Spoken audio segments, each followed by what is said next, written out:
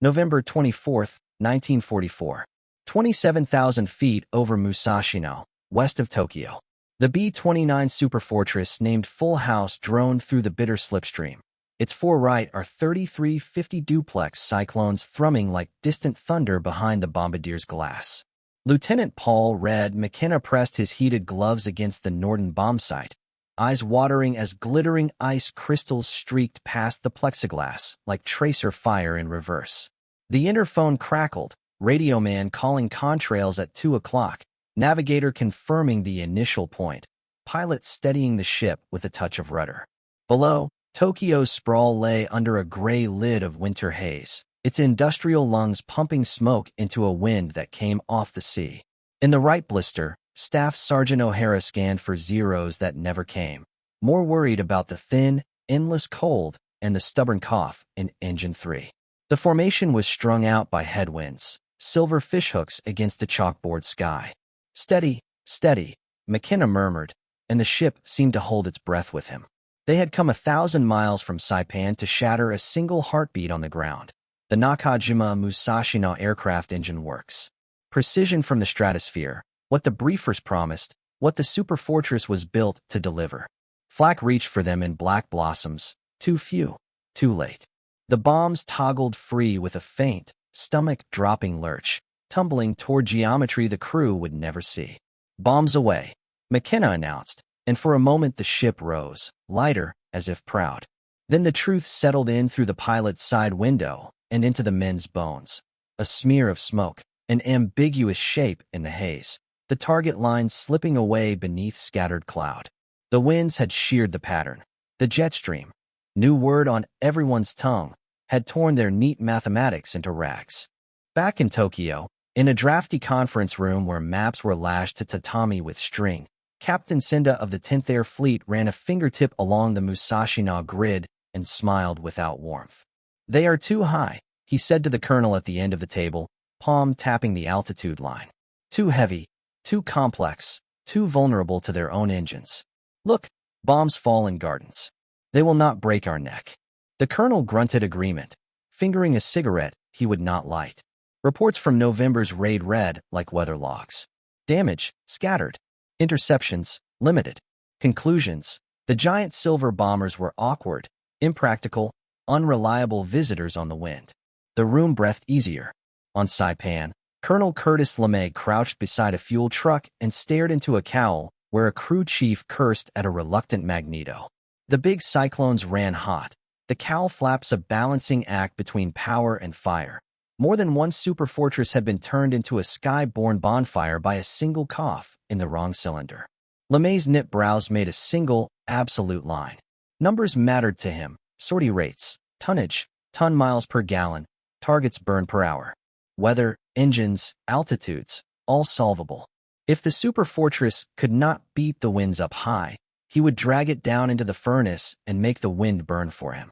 For now, though, the crews returned thin-lipped and silent.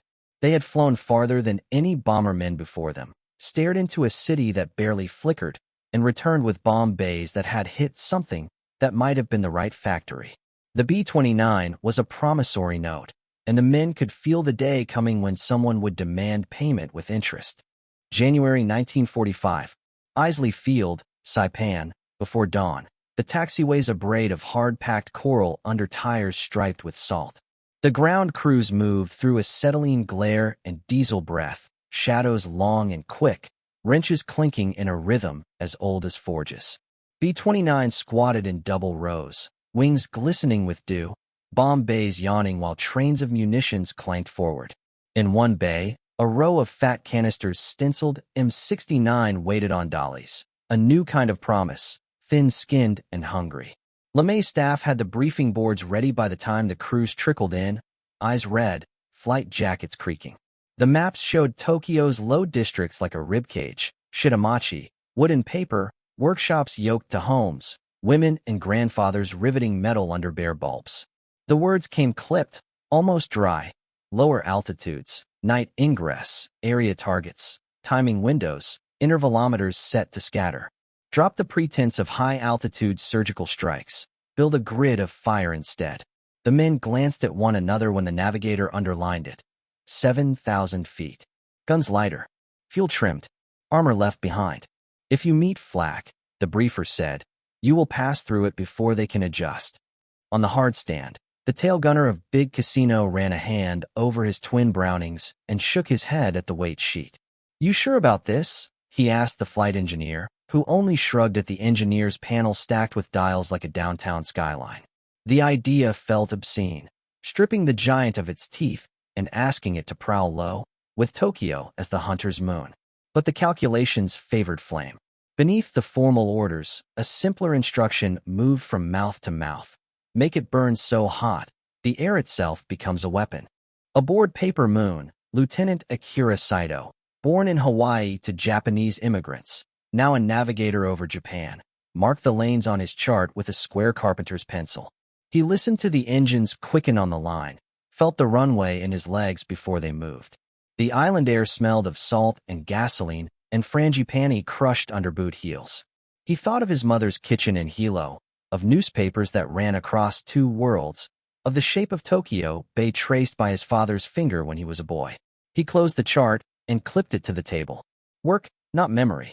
1,000 miles north, in a pale Tokyo day, Lieutenant Commander Tanamura of the 302nd Naval Air Group stood on the roof of a civil defense post and watched the winter sky.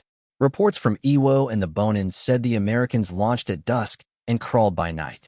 He wondered what kind of men would fly a city like his at 7,000 feet and open their bellies to fire. He imagined they were either fools or something more dangerous, men who learned. The telephone on the stairwell rang, and he went down to answer the next line of this thin, absurd war. On Saipan, taxi lights became a river. Props shook themselves into discs. One by one, the heaviest birds mankind had built hauled themselves into the angry air and leveled off into a black road that led due north, past nothing, to everything. March 9th to 10th, 1945. Over Tokyo at midnight, the city beneath the wing no longer a map, but a labyrinth alive. The first pathfinders crossed the Sumida River like ghosts, their altimeters steady, their bomb bay doors yawning open to the noise of the world. Captain Harold Hutchison counted heartbeats and hit the toggle. M47S walked off his racks and fell into the dark. A heartbeat later, the first blooms lifted into an X you could read from the sea. In the cockpit of Sweet Lorraine, the pilot tipped his wing and saw a geometry of fire crawl across corrugated roofs and narrow alleys, like a teacher drawing a lesson that could not be misunderstood. The smell came first, a sweet, rotten edge of chemistry and cellulose that filled their masks. Then the turbulence, a live thing that slapped the Superfortress and rolled it like a log on a river. Hold her, the co-pilot hissed, white-knuckled on the yoke as updrafts punched at them in invisible fists.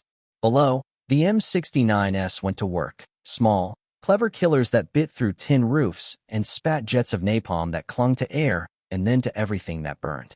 Shitamachi woke to the sound of a new weather. Paper windows flashed and vanished. A woman with her hair still pinned grabbed a pail she knew would mean nothing and ran anyway, past a well where water boiled while it still reflected her face. The bells of the neighborhood patrols clanged until they melted. Streams were lines of flame. Alleys became chimneys. The grid of the old city turned into a kiln designed by a god who despised carpenters and children. Above it, black shapes crossed and recrossed the sky, their red beacons winking as if in apology. Tanamura found himself pinned against the leeward wall of a station as a gust picked him up and flung him into a stack of bicycles. His searchlights, once proud fingers stabbing heaven, now made targets out of men whose shadows flickered like paper puppets. The guns barked dutifully, short bursts that sounded like scolding compared to the animal roar that had claimed the air. He saw one B-29 reel, vanish into smoke, then lurch free, a comet shedding sparks from its tail. He did not cheer. There are victories too small for a night like this. Inside Paper Moon, Akira Saito looked up from his chart into a soft red world. Doors, the bombardier called, and the ship shuddered as the bay opened to hot breath. He glanced left and saw another Superfortress on their wingtip, closer than peace, its pilot's face a pale coin in the cockpit glass. He imagined for a moment the men below whose grandfathers had walked the same alleys his father described. He laid his pencil down by the drift meter and said, "On the mark." The bombs fell with a patter, then a roar, then silence in the interphone as every man listened to the city talk back through the airframe. The X fattened into a star, then into something without shape or limit. Entire wards lifted into the sky as smoke and returned as cinders falling into rivers that boiled fish alive. Fire engines clanged and sank. Fire breaks became suggestions. The raid was supposed to last minutes. It lasted a lifetime compressed into 2 hours and change, until even the gunners stopped calling tracers and simply watched for the next updraft's punch to keep their teeth intact. On the way out, Sweet Lorraine cut across the bay with her bomb bays still warm, turbulence fading to a haunted sway. The radio operator retuned to a clear frequency and found only the ship's own heartbeat in static. In the right blister, O'Hara wiped his goggles with a gloved finger and realized it was pointless. The smear on the glass was inside his head. "Don't look back," the pilot said. Not an order, just a wish. Dawn scraped a gray edge along the runways at Isley Field when the first B-29s limped home. Tires kissed coral, brakes sighed, props wound down from a scream to a moan. Ground crews ran with chocks and questions. A crew chief stared at a tailplane scorched to bare metal and put a hand on it, flinching as if he had touched a stove. Word ran faster than any jeep. It worked. Not a hit in the briefer's cold numbers, but a truth carried on breath. Tokyo burned. LeMay listened from the back of the debrief shack, stubby pencil motionless as crews spoke in fragments. Heat like a hand on the ship. Smoke to angels. Doors open, smell. Men trailed off, found other words, failed. The plotters pushed colored pins across a wall map, a child's game that turned 30 square kilometers into neat geometry. Arithmetic mutated into doctrine inside that room. Low, at night, incendiaries, mass. Precision against factories had been a thesis. The fire raids were proof that did not need footnotes. Across the sea, in the charred morning, Tanamura crossed a bridge that survived and looked down at a river where bodies bumped dully against reeds. He had no orders left to carry. He watched a man pull a bicycle frame from a drift and look at it, as if it were a question. A policeman wrote something in a notebook with a melted pencil. The air still tasted of tin and something more intimate. Rumor ran ahead of rubble. Osaka, Nagoya, Kobe. The giant that had been mocked for burning out its own engines had found a way to make the city's breath do the burning for it. In the Naval Ministry, a staff colonel traced the path of the B-29s from Saipan with a map divider and did not bother to pick up the phone. The distances that had comforted him months before now offered nothing. Airfields on Iwo Jima would fall soon, and the wounded birds that struggled home through smoke would have a doctor's table halfway to their barracks. The arithmetic was blunt. Even with interceptions, even with flak, even with luck, the Americans could come at will. The word impractical shrank to a joke that no one told aloud. On Saipan, crews shaved and washed and found that the smell clung. They lined up for eggs, and laughter returned in small, brittle pieces. A gunner from Big Casino wrote home about clouds that moved like water and then tore his letter up because paper felt unclean.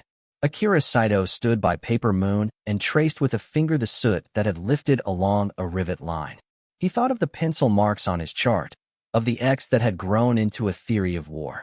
He folded the chart and put it in his pocket anyway, as if a square of paper could instruct memory on how to behave. The next nights wrote the same sentence in other cities. Fire ran Nagoya's alleys, Osaka's docks, Kobe's shipyards. Interceptors rose and fell and rose again. Brave men inside machines that suddenly felt small as dragonflies caught in the draft of a train. Searchlights panted. Flak-stitched sky. The Superfortress, stripped and low, became a kind of weather that set upon the archipelago and refused to move on. In Tokyo, an old carpenter repaired his plane with hands that could still measure a board by touch. He had lost his shop and most of what made him a man among neighbors. He told his grandson that the Americans had sent flying factories to build fire, and the boy nodded as if he understood. That evening, when the wind moved through the half-standing beams of a house, it made a sound like a faraway engine, and they both looked up without meaning to. There would be other raids and finally other weapons. the kind that ended sentences all at once. But for the men who learned to ride the hot wind over Tokyo, and for those who stood under it, the night of March 9th to 10th was the hinge on which the war turned. A lesson in how arrogance dies and how doctrine is written in heat and breath. The Superfortress had been mocked as too heavy to matter. In the end, weight was exactly what it brought. Tons of fire, tons of inevitability, the weight of a sky that could be made to burn.